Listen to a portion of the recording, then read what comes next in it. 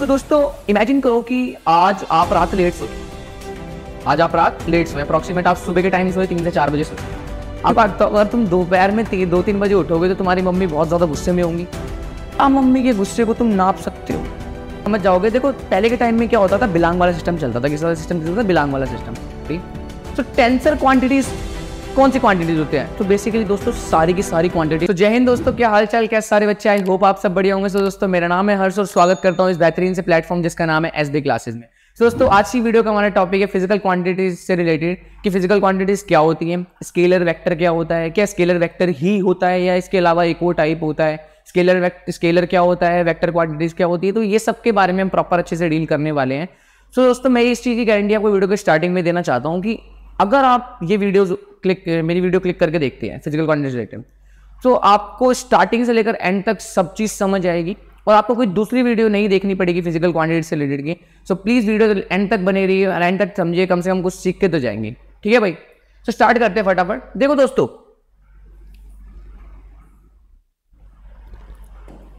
दोस्तों topic start होता है फिजिकल क्वांटिटीज क्या है रिलेटेड। दोस्तों मैं इसको ना आपको एक स्टोरी की तरह समझाऊंगा। आप इमेजिन करना, जो चीज़ें मैं बोलूंगा, जहाँ पे भी मेरी बैठ के वीडियो देख रहे होंगे आप इमेजिन करना। दोस्तों इमेजिन करो कि आज आप रात लेट सोए। अप्रोक्सीमेट आप सुबह के टाइम सोए 3 से 4 बजे सोए। अगर आप सुबह 3-4 बजे सोएंगे तो अप्रोक्सीमेट आप अगले दिन उठ रहे हो दोपहर में 2-3 बजे उठ रहे हो। तो तुम मुझे सीधी सी बात, तो अगर तुम दोपहर में 2-3 बजे उठोगे तो तुम्हारी मम्मी बहुत ज़्यादा गुस्से में होंगी, क्योंकि 2-3 बजे उठ रहा है, खा रहा है, पी रहा है, रात में जग रहा है, मोबाइल चला रहा है आराम से। तो उसमें क्या हो रहा है, लेट तक उठता है। तो 2-3 बजे आप उठते हो। सो मैं बोलता हूँ कि आप 2-3 बजे दोपहर में उठे हो तो आपके सामने क्या क्या चीज़ें होंगी। आपके सामने अप्रॉक्सीमेट मान के चलिए, आपके सामने में आपको एक पेन दिखा। क्या दिखा? पेन दिखा। आपके सामने एक सोफा भी दिखा आपको, और सबसे मेन आपके सामने आपकी मम्मी खड़ी है। अब सीधी बात है, मम्मी खड़ी होगी तो गुस्से में तो मतलब हंसी मजाक में तो खड़ी नहीं होंगी, गुस्से में ही खड़ी होंगी। तो दोस्तों मैं आपसे कुछ सवाल करता हूं कि आप उठे हो। तो मैं बोलता हूं कि जैसे ही आपने उस पेन की तरफ देखा, आपने किसकी तरफ देखा? पेन की तरफ देखा। तो मेरा सवाल है, क्या आप उस पेन की लेंथ को नाप सकते हैं? पेन की लेंथ को नाप सकते हैं? आपने बोला क्या सर फुद्दू सवाल पूछ रहे हो, नाप सकते हैं? ऑब्वियसली बात है। तुमने क्या जवाब दिया? Sir yes. मैंने बोला आपके सामने क्या दिख रहा होगा? आपको एक सोफा भी दिख रहा होगा। तो क्या सोफे का हम मास नाप सकते हैं? तो आपने बोला यस सर, ऑब्वियसली बात है, हम सोफे के मास को भी क्या कर सकते हैं? नाप सकते हैं। फिर मैंने लास्ट में बोला, यहां पे तुम्हें क्या दिखाई दिया? सबसे पहले मम्मी दिखाई दी, अपनी मम्मी दिखाई दी। अब आधी स्पेलिंग गलत होगी तो आधे बोलेंगे, ठीक है भाई। तो क्या दिखाई दी तुम्हारे सामने? तुम्हारे को मम्मी दिखाई दी। मैं बोलता हूँ मम्मी किस मूड में होंगी? मम्मी होंगी एंग्री होंगी भाई, गुस्से में होंगी। मैं बोलता हूँ क्या मम्मी के गुस्से को तुम नाप सकते हो? तो यहाँ पे काफी सारे बच्चे या फिर अप्रोक्सीमेट सभी बच्चे बोलेंगे कि सर नो। क्या बोलेंगे?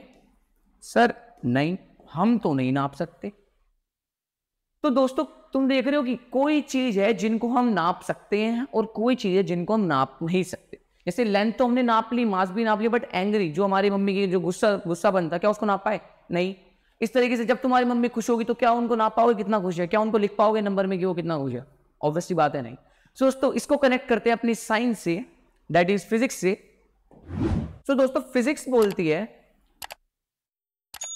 कि ऐसी जितनी भी चीजें जो तुम्हारे को आसपास दिखाई दे रही है, जिनको हम नाप सकते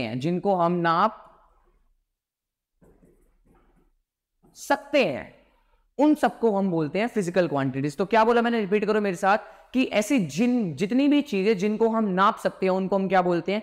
फिजिकल क्वांटिटीज बोलते हैं। तो इसका मतलब सर क्या लेंथ फिजिकल क्वांटिटी है? हाँ।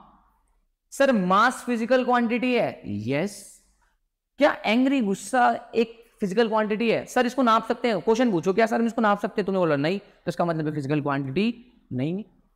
तो फिजिकल क्वांटिटीज वो क्वांटिटीज होती है जिनको भी हम नाप सकते हैं और जिनको भी हम न्यूमेरिक वैल्यू में लिख सकते हैं। तो यहां तक बात सारी क्लियर होगी। दोस्तों अब मैं छोटा सा तुम्हारे से एक क्वेश्चन और पूछ रहा हूं कि मैंने तुमसे बोला चलो लेंथ तो तुम नाप सकते हो, मैं बोलता हूँ इसकी लेंथ बताओ अप्रोक्सीमेट कितनी होगी? जो पेन तुमने नापा है उसकी लेंथ अप्रोक्सीमेट कितनी? तुमने बोला सर अराउंड होगी 10 सेंटीमीटर। अराउंड अराउंड क्या होगी 10 सेंटीमीटर। मैंने बोला जो तुमने सोफा देखा अपने आसपास, सोफे का तुमने मास बताया, तो क्या उस मास को तुम बता सकते हो कि वो कितना होगा सर मास?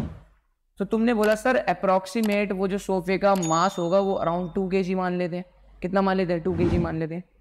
तो तुम देख रहे हो लेंथ को हम नाप सकते हैं और मास को भी हम नाप सकते हैं, इसलिए ये दोनों क्या है, एक फिजिकल क्वांटिटी है। और फिजिकल क्वांटिटी को लिखने का तरीका देख रहे हो तुम, यहाँ पे भी एक नंबर, यहाँ पे भी एक नंबर, यहाँ पे इंग्लिश में कुछ लिखा हुआ है, यहाँ पे इंग्लिश में कुछ लिखा हुआ है, ये क्या लिखा है ये भी बताता हूँ।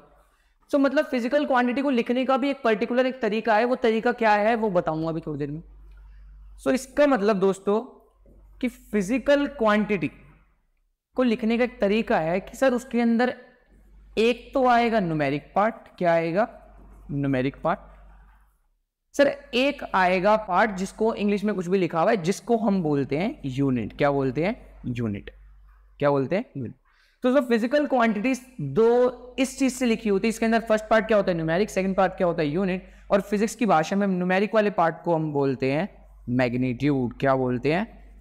मैग्नीट्यूड, जिसको हिंदी में बोलते हैं परिमाण। क्या बोलते हैं? परिमाण।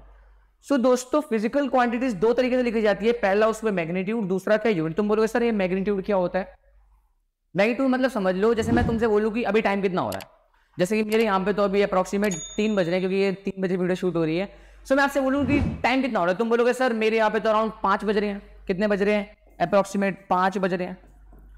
5 बज रहे हैं। तो इसमें से जो 5 तुम्हारे को दिखाई दे रहा है ना, जो नंबर है, इस न्यूमेरिक वैल्यू को हम क्या बोलते हैं? मैग्नीट्यूड बोलते हैं। जैसे कि मैं तुम्हें बोलूँ तुम्हारी गाड़ी की स्पीड कितनी होगी एवरेज नॉर्मली, तुम बताओ। तुम बोलोगे सर 30 किलोमीटर पर आवर चल रही होगी। कितने चल रही होगी? 30 किलोमीटर पर आवर। तो इसमें जो 30 जो न्यूमेरिक पार्ट है उसको क्या बोलते हैं? हम मैग्नीट्यूड बोलते हैं। क्या बोलते हैं? मैग्नीट्यूड बोलते हैं। सो दोस्तों ऐसी जितनी भी चीज है, जितनी भी फिजिकल क्वांटिटी है, उनको एक बार लिख के देखो एक अपने कॉपी के अंदर। फॉर एग्जांपल जैसे मैं बोलता हूँ हाइट, हाइट को लिख के देखो। तो हाइट कैसे लिखते हैं हम? तो नॉर्मल लिखते हैं ना 165 सेंटीमीटर या 168 सेंटीमीटर या 170 सेंटीमीटर। तुम देख रहे हो हमेशा एक न्यूमेरिक पार्ट आ रहा है और एक साथ में क्या आ रही है? यूनिट आ रही है। न्यूमेरिक पार्ट आ रही है, यूनिट आ रही है, न्यूमेरिक पार्ट आ रहा है, यूनिट आ रहा है। मतलब फिजिकल क्वांटिटी को लिखने का तरीका है कि स्टार्टिंग में उसका मैग्नीट्यूड लिखो, न्यूमेरिक पार्ट लिखो, देन उसके बाद क्या लिखो? यूनिट लिखो। सो मुद्दे वाली बात है सर ये यूनिट क्या होता है। सो दोस्तों मैं तुम्हें एक एग्जांपल समझाता हूं, तुम समझ जाओगे। देखो पहले के टाइम में क्या होता था, बिलांग वाला सिस्टम चलता था। किस वाला सिस्टम चलता था? बिलांग वाला सिस्टम। तो इसका मतलब कि जैसे हमें पहले कपड़े लेने थे तो हम क्या करते थे? बिलांग के रूप में लेते थे कि 4 बिलांग 5 बिलांग कपड़े। सो देखोगे दोस्तों हाइट में क्या होता है? डिफरेंस होता है। क्या होता है? लोगों की हाइट में क्या डिफरेंस है? तो जो बड़ा होगा उसकी बिलांग ज्यादा बड़ी होगी, जो छोटा होगा उसकी बिलांग क्या होगी? छोटी होगी। इसका मतलब बिलांग के कारण लोगों के बीच में क्लैशेस ज्यादा हो रहे थे। तो ये सारे क्लैशेस ना हो तो क्या हुआ? एक मीटिंग बैठी, उस मीटिंग में क्या करा गया? हर चीज के लिए, हर फिजिकल क्वांटिटी के लिए एक फिजिकल स्टैंडर्ड बना दिया गया कि वो उसी यूनिट में नापा जाएगा। जैसे कि लेंथ हमेशा स्टैंडर्डली नापी जाएगी मीटर में। किसमें नापी जाएगी? मीटर में। मास हमारा स्टैंडर्डली नापा जाएगा केजी में। किसमें नापा जाएगा? केजी में।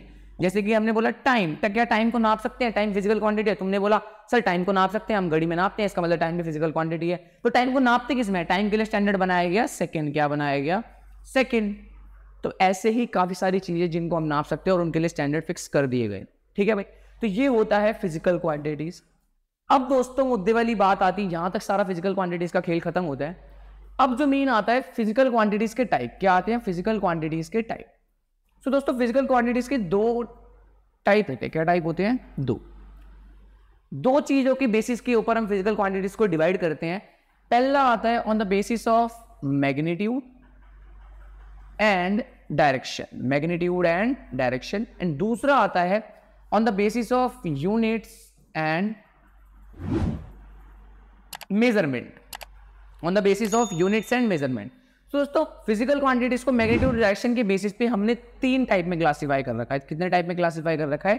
3 टाइप के। तुम बोलोगे सर वो 3 टाइप कौन कौन से होते हैं, एक बार आप बता दो अपने को। तो दोस्तों पहला टाइप होता है स्केलर। पहला टाइप कौन सा होता है? Scalar quantities. दूसरा टाइप होता है हमारा वेक्टर क्वांटिटीज। एंड तीसरा टाइप जो कि बहुत लोगों को नहीं पता और आधे से ज्यादा टीचर भी हवा में उड़ा के चलते हैं।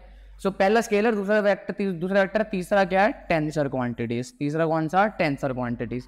अब मेजरमेंट के बेसिस पे हमने भी इसको 3 टाइप में क्लासिफाई कर रखा है। कितने टाइप में क्लासिफाई कर रखा है फिजिकल क्वांटिटीज को? पहला आता है फंडामेंटल क्वांटिटीज। Fundamental quantities. दूसरा आता है डिराइव्ड क्वांटिटीज। एंड लास्ट में आता है सप्लीमेंट्री क्वांटिटीज। क्या आता है? Supplementary quantities. सो दोस्तों आज की जो वीडियो हमारी डील करने वाली है वो सारी डील वीडियो किस पे करेगी? इन टॉपिक्स पे करेगी। इस चीज के लिए हम एक नेक्स्ट वीडियो बना देंगे, नेक्स्ट वीडियो में चर्चा कर लेंगे। सो दोस्तों आज की वीडियो में हम करने वाले हैं मैग्नीट्यूड डायरेक्शन के बेसिस पे हमारी फिजिकल क्वांटिटीज 3 टाइप की बढ़ रखी है, तो इसमें क्या होगा? तो दोस्तों मैंने तुम्हें बताया कि फिजिकल क्वांटिटीज को हमने मैग्नीट्यूड के बेसिस पे 3 टाइप पे क्लासिफाई कर रखा है। कितने टाइप पे क्लासिफाई कर रखा है? 3 टाइप, जिसमें से पहला टाइप कौन सा है? Scalar quantities. दूसरा कौन सा है? Vector quantities. तीसरा है टेंसर क्वांटिटीज। टेंसर क्वांटिटीज तो सर क्या होता है स्केलर क्वांटिटीज, क्या होता है वेक्टर क्वांटिटीज? देखो तीनों बहुत आसान है, प्लीज इसको कॉम्प्लिकेट मत करना, बहुत ज्यादा आसान है, तुम्हें अभी समझ आ जाएगा। देखो भाई मैग्नीट्यूड और डायरेक्शन के बेसिस पे कर रखा है। सो मैं डेली लाइफ से छोटे छोटे एग्जांपल लेके चलता हूँ और इसको भी कवर करते हैं, इसको भी कवर करते हैं, इस वाले को भी कवर करते हैं। सो दोस्तों अभी हम बात करते हैं स्केलर क्वांटिटीज के बारे में। किसके बारे में बात कर रहे हैं? स्केलर क्वांटिटीज के बारे में। तो दोस्तों मैं आपको बोलता हूं कि इस पेन की लेंथ बताओ। क्या बताओ? इस पेन की लेंथ। तो आपने बोला यार अप्रोक्सीमेटली 10 सेंटीमीटर होगी। कितनी होगी अप्रोक्सीमेटली लेंथ? कितनी होगी इसकी पेन की? इस पेन की लेंथ अप्रोक्सीमेट कितनी होगी? 10 सेंटीमीटर की होगी। ठीक है। सो दोस्तों अब मुझे बताओ, क्या मैंने तुम्हें बोला कि इस पेन की लेंथ 10 सेंटीमीटर है, तुम्हें समझ आ गया? तुम बोल रहे हो हाँ सर समझ आ गया। क्या मेरे को ये बोलने की लोड़ है कि इस पेन की लंबाई 10 सेंटीमीटर है लेफ्ट से राइट, या फिर लेफ्ट से राइट, ठीक है, या फिर राइट से लेफ्ट? क्या ये डायरेक्शन बताने की लोड़ है? तुम बोलोगे सर नहीं, डायरेक्शन बताने की तो लोड़ नहीं है। जैसे मैं बोलूं मेरे पास है, मैंने बोला मेरे पास एनर्जी है 50 जूल की। मैंने कितने बोला? 50 जूल। मतलब मैं बोलता हूं कि मेरे पास कितने जूल की एनर्जी है? 50 जूल की एनर्जी है। तो क्या मेरे को ये बताने की लोड़ है कि मेरे पास 50 जूल की एनर्जी है लेफ्ट टू राइट या राइट टू लेफ्ट, या कोई डायरेक्शन बताने की लोड़ है? तुम बोलोगे नहीं भैया, आपने बोला कि 50 जूल की एनर्जी है, हमें समझ आ गया। सो दोस्तों ऐसी क्वांटिटीज जहां पे खाली क्या हमें नंबर से मतलब हो, किससे मतलब हो? नंबर से, कि सर आप सिर्फ मैग्नीट्यूड के बारे में बताओ, डायरेक्शन के बारे में मत बताओ, उसको हम बोलते हैं क्या? Scalar quantities. क्या बोलते हैं? Scalar quantities. बट दोस्तों दूसरी जगह आती है हमारी क्या? Vector quantities. यहां पे डायरेक्शन का थोड़ा रूल आता है। तो मुझे सर डायरेक्शन का रूल कैसे आता है? तो दोस्तों मैं एक छोटा सा एग्जांपल नेक्स्ट स्लाइड पे करता हूं।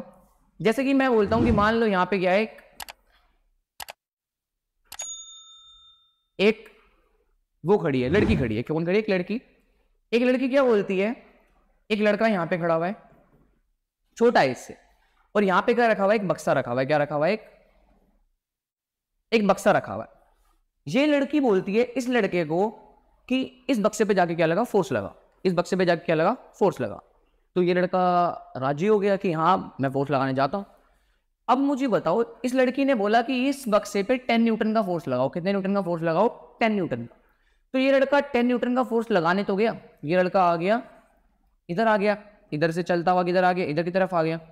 ये बोलता है कि मेरे सामने जो बक्सा रखा हुआ है मैं फोर्स तो लगाऊं। दीदी ने बोला था कि 10 न्यूटन का फोर्स लगाना है, बट 10 न्यूटन का फोर्स लगाना किधर से है?